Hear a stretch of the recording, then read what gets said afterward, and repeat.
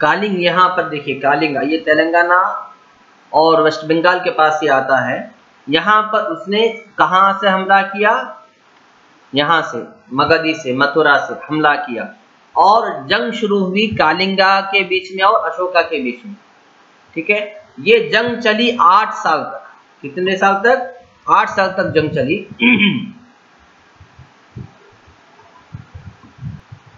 अब कालिंगा के साथ जंग का एक वजह भी है कि क्योंकि अशोका बादशाह बहुत बड़ा बादशाह था, तो कालिंगा जो है अशोका की बादशाहत को एक्सेप्ट नहीं कर रहा था।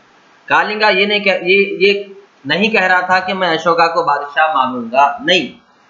कालिंगा अशोका के बादशाह को एक्सेप्ट नहीं करने की वजह से अशोका ने कालिंगा पर हमला किया। 8 साल तक ये जंग चली। वारण Kalinga 8 years after assuming the throne.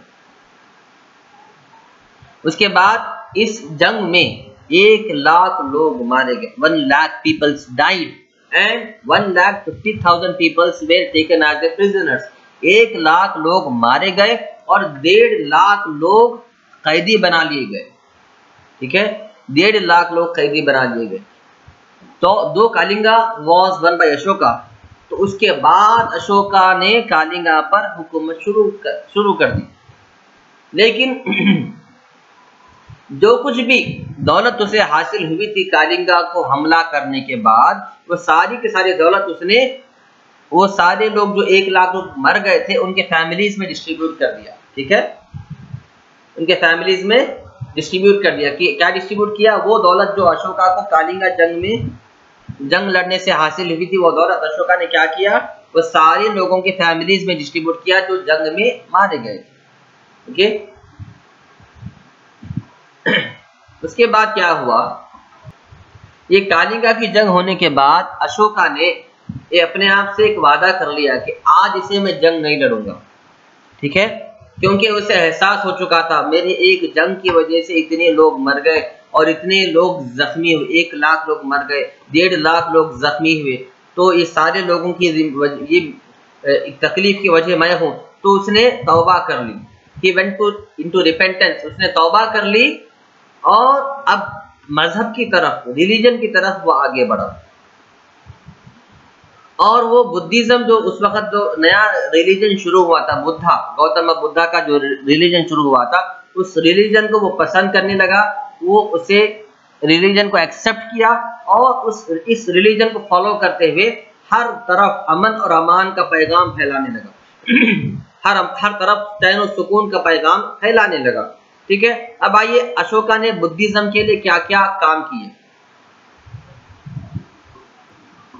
Buddhism अपनाने के बाद, बुद्धिज्म मजहब अपनाने के बाद वो बुद्धिज्म मजहब को फैलाने लगा, उसकी टीचिंग्स को फैलाने लगा। उसने कहा कि सारे सिटीजन्स मेरी औलाद की तरह है। ठीक है, हर एक को चाहिए, हर एक इंसान को चाहिए कि अपने पेरेंट्स की रेस्पेक्ट करे, अपने बड़ों को रेस्पेक्ट दे।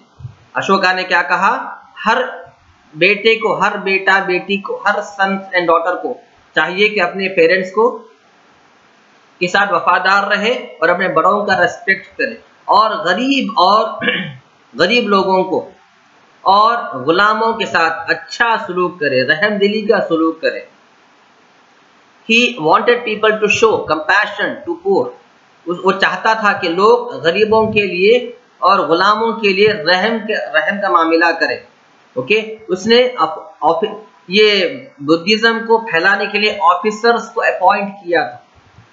ठीक है, ऑफिसर्स को यानी पंडितों को अपॉइंट किया था। किस लिए? बुद्धिज्म मजहब के जो प्रिंसिपल्स है, जो थॉट्स हैं, जो बिलीव्स हैं, उसे फैलाने के लिए, उसे प्रचार करने के लिए उन ऑफिसर्स का नाम क्या था? धर्म महामत्रा। धर्म महामत्रा, उन ऑफिसर्स को धर्म महामत्रा कहा जाता था। ये वो लोग थे जो बुद्धिज्म को अच्छी तरह जानते थे, अच्छी तरह डीप स्टडी किए हुए थे और ये लोग बुद्धिज्म को फैलाना शुरू किए। ओके, उसने अपने सारे हुकूमत में बुद्धिज्म मजहब को आम कर दिया, फैला दिया। और उसने एक इंसान जिसका नाम है रक्षिता, इसको बनारसी में भेजा ताकि वहां जाकर ये बुद्धिज्म को फैलाए। और दूसरे और एक आदमी को जिसका नाम महादेवा है, इस महादेवा को अशोका ने श्रीलंका भेजा, सॉरी श्रीलंका ने मैसूर भेजा। इस महादेवा को अशोका ने मैसूर भेजा ताकि मैसूर में आकर, क्योंकि पहले उस वक्त मैसूर स्टेट था, ठीक है, मैसूर स्टेट था उस वक्त, तो मैसूर जाकर वो बुद्धिज्म रिलीजन को प्रचार करे। इसी तरह उसने अपने बेटे राहुला और बेटी संगमित्रा को श्रीलंका भेजा, ठीक है। उसने अपने बेटे जिसका नाम है राहुला और बेटी जिसका नाम है संगमित्रा, ये दोनों को श्रीलंका भेजा ताकि वहां जाकर ये दोनों बुद्धिज्म को फैलाना शुरू करें, लोगों को बुद्धिज्म की तरफ बुलाएं, लोगों को बुद्धिज्म की टीचिंग सिखाएं। इसने बुद्धिज्म के ऊपर बहुत बड़ा जलसा भी रखा। कहां पर? पाटलिपुत्रा में।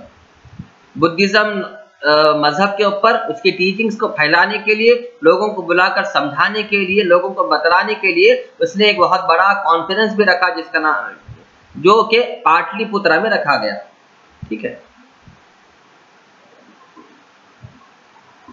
इंस्क्रिप्शन यानी उसकी लिखी हुई किताबें, ठीक है, उसका लिखा हुआ work.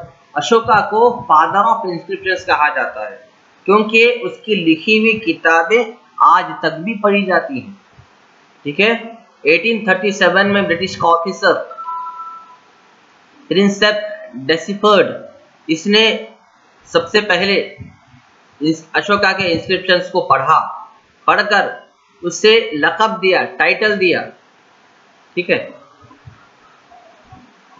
One of the good inscriptions का टाइटल दिया, ठीक है। इस इंस्क्रिप्शन में अशोका को दो अलग अलग नामों से बुलाया गया है, लिखा गया है। एक है देवाम प्रिया, सेकंड है प्रियादर्शी, ठीक है।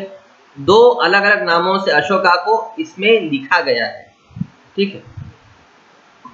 नेक्स्ट है economic system of during Mauryan period, मतलब ये कि मौर्यन डायनेस्टी के दौरान लोगों का पैसे कमाने का तरीका क्या था, पैसे किस तरह कमाते थे, ठीक है, इनकम किस तरह होती थी, सोर्स ऑफ इनकम क्या था। तो इस हुकूमत के दौरान बड़े बड़े लेक, नदियां और बड़े बड़े कनाल सिस्टम का सबूत मिलता है, ठीक है। खेती बाड़ी करने के लिए यहाँ के लोग लंबे लंबे गहरे कनाल बनाते थे, जो वो कैनल्स जो है, कनाल यानी नालियां, बड़े बड़े नालियां, वो नालियां जो है तालाबों को जोड़ती थी खेतों से मतलब ये कि वो नालियां तालाब से शुरू होती और खेत में आके खत्म होती थी। इससे क्या होता था, जब बारिश फुल होता था तो तालाबों का पानी नालियों के जरिए खेत में आकर खेत को पानी मिलता था, ठीक है। पुष्यगुप्ता ये गवर्नर थे चंद्रगुप्ता मौर्य के पीरियड में। जब चंद्रगुप्ता मौर्य बादशाह थे तो ये पुष्यगुप्ता ये गवर्नर थे, इन्होंने एक डैम बनवाया। डैम, क्या डैम? सुदर्शन सरोवर डैम। डैम का असल मकसद क्या होता है बच्चों? डैम का असल मकसद होता है पानी को स्टोर करना, पानी को जमा करना, ठीक है। एक बहुत बड़ी दीवार बनाई जाती है, ठीक है, नदी के किनारे एक बहुत बड़ी दीवार बनाई जाती है। नदी का पानी जब ऊंचा होता है बारिश के वजह से, तो वो दीवार के वजह से पानी रुका रहता है, पानी स्टोर होता है, पानी बहता नहीं। अब जैसे जैसे जरूरत होती है उस दीवार में एक छोटे छोटे दरवाजे लगाए जाते हैं। उन दरवाजों को खोलकर जितना पानी की जरूरत है उतना पानी छोड़ा जाता है। आप डैम्स को अच्छी तरह से गूगल में देख सकते हैं। तो ये सुदर्शन सरोवर डैम किसने बनाया? पुष्यगुप्ता ने बनाया। ये कौन थे?